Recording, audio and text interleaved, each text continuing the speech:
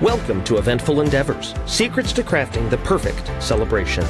If you're planning an event and looking for useful tips from industry experts, you're in the right place. So get ready to take some notes and we'll dive right in. This is Eventful Endeavors.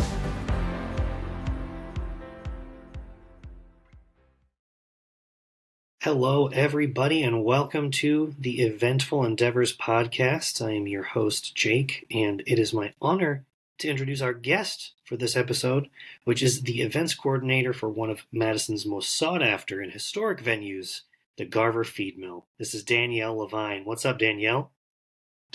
Hey, Jake. Thanks for having me.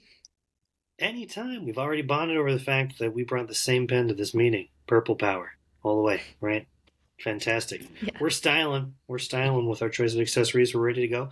I'd love to jump in and just kind of hear a bit about you, kind of your background and how you got connected with Garver Feed Mill. Sure. Okay. I guess I'll start from several years back. I always wanted to work in events, kind of weddings specifically, but I didn't see a clear way to do that.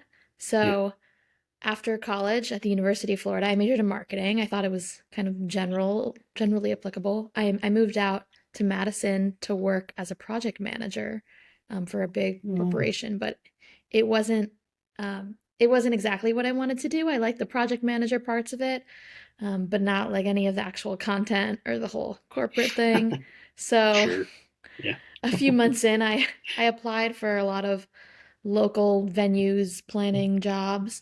And I got this one, and I started as an event lead in training. So we have event lead is what we call the person in charge of the closing staff normally for our longer events like weddings.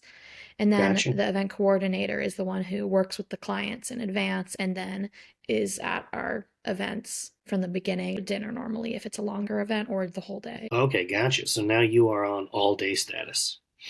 Wire to wire. Yeah, so it's kind of the better shift for weddings. I'm normally noon to 8 as opposed to maybe 6 p.m. to 1 a.m. Gotcha. But I started with the late shift. Gotcha. Yeah, occasionally I still take the late shift. Yeah. Every once in a while it's okay to have the day free. Yeah. Totally. Hey, I love that. Kind of working your way from the bottom, came in, interested in weddings, but then using that project management background, that seems like a pretty good way to apply those skills, for sure. Yeah. Well, definitely. That's fantastic. I know that we've had such a great time working with you guys in the past weddings we've done last year. Absolutely gorgeous venue. If you'd love to, can you explain to some of our guests who maybe haven't experienced Garver Feed Mill, kind of what makes it special, what makes it unique? Yeah. Garver Feed Mill is a restored feed mill from a long, long time ago. I hear from a lot of local Madisonians that they used to come here in high school and hang out and do things they probably weren't supposed to, and it was just a rundown old factory, basically. Wow. But it was restored and opened in 2019 as an event venue, but also there are other businesses here. There are a couple restaurants, spa, yoga studio, photographer, hair salon. All that stuff. A lot of options. That's incredible. I had not heard that story about high school shenanigans taking place. So they really underwent a pretty big transformation from abandoned feed mill to now, which, kind of repurposed industrial is such a vibe these days that it truly is beautiful space. So yeah, thank you. Yeah, we love working there. I love going there outside of even private events. We've hung out a few times, a few of those shops. I know we got Ian's Pizza is great. I know there's some board games you can play. And then my wife loves to do the shopping. There's plenty of that there. But any other ways that people could kind of enjoy Garver Feed Mill without necessarily having a wedding or a private event booked there? Yeah. So we try to make the most use of the space. So when there aren't private events, we often have events that are open to the public.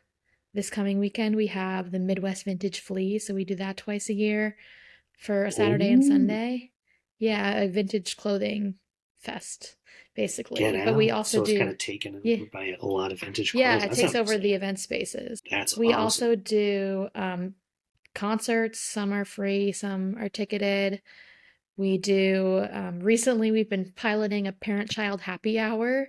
So the parents can get drinks the parents can get drinks at Garver Lounge, and the kids can do different facilitated activities in the atrium, the biggest event space. It's something we did a few this past winter, and we're probably going to pick it up again late fall and this coming winter after weddings and other private events slow down again. That's a really cool idea. That's a very cool idea. I love that. And the lounge is beautiful. I mean, won us over, of course, because there's a piano in the lobby, and we are Dueling pianos guys, so that's a pretty sweet opportunity. But Killer Lounge, love the parent and child combo. That's a great activity for everybody. I know you got special stuff too. I know that you got a viewing party for the Top Chef Wisconsin going on there, right? That's what I saw that around the website. Yeah, we have a couple of those coming up. Yeah, those are also open to the public. There will be a speaker and then you're viewing the TV show. Man, that is so fun. That is so fun. I love it. Well, very cool. You got, if you haven't, you got to check out those spaces and check out their calendar because it really is. I mean, you can just see there's. So we also do cocktail classes. Yeah, so they're ticketed cocktail classes. Normally, like you can go in pairs or as a single person, and they teach you. Some of our bartenders teach you how to make several cocktails, and they're small appetizers, snacks served along the way. I love it. I love it. No shortage of classy activities to be had at the Garver Feed Mill, let me tell you. You guys got to check it out. That's fantastic. Well, I love to pivot back to we're primarily weddings focused, podcast for our listeners who may be planning events in the near future. So love to kind of pivot back to some of the weddings that you guys do, and love to hear if there's any particularly fun ideas or themes you've seen recently at weddings that you've coordinated. I think the best things to do at weddings are personalized customization pieces. Like I see a lot of Polaroid guest books these days, which is kind of unique, but it's becoming a little mainstream. So that you have a Polaroid on a table and then the guests take photos and glue it into the guest book. That one is fun. That's like comes together in. Yeah, they kind of make a scrapbook. Yeah. It's becoming a little mainstream, but it's still pretty good. It's starting to blow up. I haven't seen that in particular, so not super mainstream yet. But I love they've seen that, and that fits right with customization. Is my favorite theme as well. With the Dueling piano show, it's all about just picking the set list and having no idea what the show is. So anything that makes the guests feel like they're part of the experience, that's particularly cool. Putting together, pasting together a physical album in the process. That's pretty cool. Flip side of that coin, is there anything kind of cringeworthy or that you would not like to see again at a wedding that you've coordinated? I don't know if I'd say, probably cringeworthy is when things just aren't planned or nobody's responsible for things. We don't require a wedding planner because you can do it here without it. We do everything venue related and related to rentals. We also do catering in-house. But the little things, sometimes little things might fall through the cracks. We try to make everybody prepared for everything. But we did once recently, the DJ only brought one mic, and then there were supposed to be only a couple speeches before dinner, but then someone else took the mic and started speaking. We were all ready for dinner, and nobody was sure what to do. Like all our wait staff was ready to start serving dinner, and the DJ didn't even have a mic to interject. So I ended up just going over to the head table and like whispering to a bridesmaid, like, should we wait for him to finish? Like you could tell it was going to be a really long speech. So we ended up just serving the food during the speech. Yeah. So we now are even more diligent about asking for just a day of contact, if not even a hired person. It could be like a friend, so that someone can make the executive decisions, so that we can make sure they're executed as wanted by the client. Love that. That's a great tip. And I can speak to that from the DJ entertainer side of things. That's a terrible thing to have a rogue microphone going off with guests of the wedding. I always talk with people about, planning those speeches and not letting anybody get up there that's not on the specific list, etc. Because that'll get you. But we rebound. Yeah. You push through. Absolutely. That's wonderful. Well, speaking of the people who may be listening to the podcast, trying to find some tips, or they're starting their journey, someone who's just started wedding planning, with your experience, what advice would you give to somebody? Kind of first thing at the top of your head, someone who's just started planning their wedding. I guess, come with questions. Like, you want vendors and venue to be transparent. I'm open to any questions. So don't be afraid to ask your questions. If you forget to ask when you're there, email them after, just so you know like what to expect, what you're paying for, so there aren't surprises there after you book a vendor. That's an excellent piece of advice. Don't be afraid to ask those questions that are on your mind, and if as they come to you, to be reaching out. That's a great piece of advice. Wonderful, wonderful. And then the weddings that you're seeing over at Garver Feed Mill, any other kind of trends that you're seeing overall with the wedding industry? Specifically in our space, we kind of have the aesthetic. You can see a little bit of the exposed brick. We do a lot of like mismatched vintage plates and silverware, and I see a lot of mismatched bud vases too. So instead of like big floral bouquets, like little vases with different kinds of flowers in them. I think people are. Yeah, what were you gonna say? Like mismatch is like the theme, like things mismatching until they match almost. I've noticed that in some fashion and decor. Kind of intentionally mismatched. When we set the tables with the mismatched vintage plates, I normally try to kind of alternate the more plain ones with the more decorated ones. So it is kind of intentionally mismatched. But there's an art I think to that it. kind Yes, of, that makes sense. yeah, it kind of ties back into the customization, doing what you want instead of thinking what am I supposed to do at this wedding. Like people often ask like, well, yeah, like what are we supposed to do here? And it's like, well, what do you want? It's your event. You're paying a lot of money for it. It doesn't have to be like the weddings you've been to or have seen in movies. Yeah. Yeah. That's fantastic. So you really try and put the ball in the client's court and to execute their vision, as opposed to kind of pushing them into something you have planned. Yeah, I mean, it reduces liability if they don't like what I propose, but if they need some help, we can give them some guidance. I like that. No, I like that. But again, customization, putting the ball in the client's court, they get to bring their vision. You help them, bring it to life. That's very cool. That's lovely. Awesome. Well, how are you guys looking for it? You guys have a busy summer? How far in advance do you think couples should be knocking on your guys' door for reservations? If you want a specific date, and maybe a year and a half at least, just because you never know if that certain date's going to get booked, but otherwise, absolutely. If you're shooting more for like a season or maybe a month even, probably a year for our venue. We are extremely booked this summer. It's super seasonal, I guess, because we're in Wisconsin. I'm coming from Florida.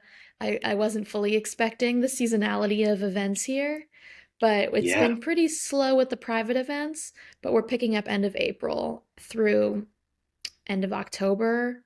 Yeah. We're very busy.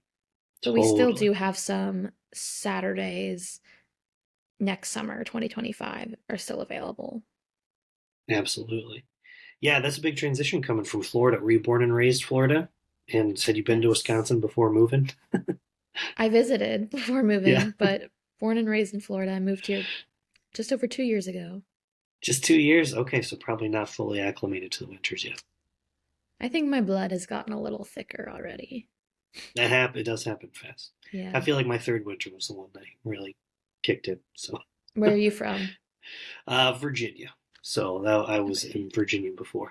So, well, East Coast. They still have seasons, yeah. Some snow, but not something crazy. Are you guys shut down during the winter, or is it just really slow for events? No, yeah, we're open year round. It's just we do a lot of holiday parties in the winter, like company holiday parties. Totally. Yeah, but not a lot of people want to get married in the winter. We have a couple sprinkled in. Yeah, totally. Fall is a seasonal site for us. Yeah, we host the Dane County Farmers Market January through early April.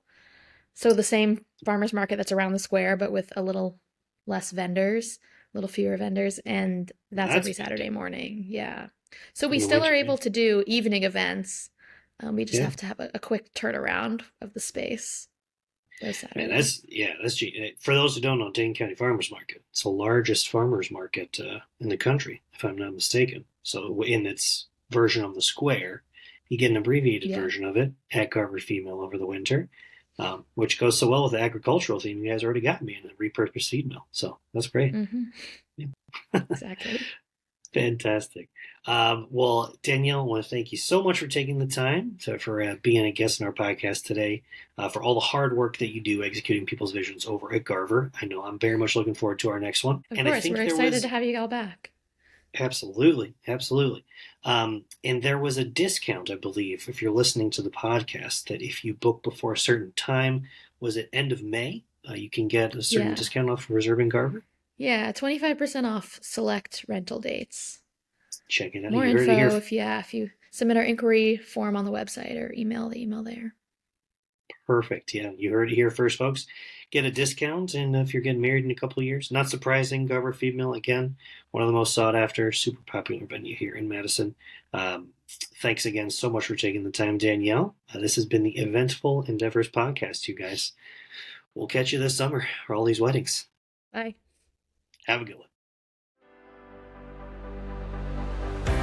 Thanks for listening to another episode of Eventful Endeavors, Secrets to Crafting the Perfect Celebration.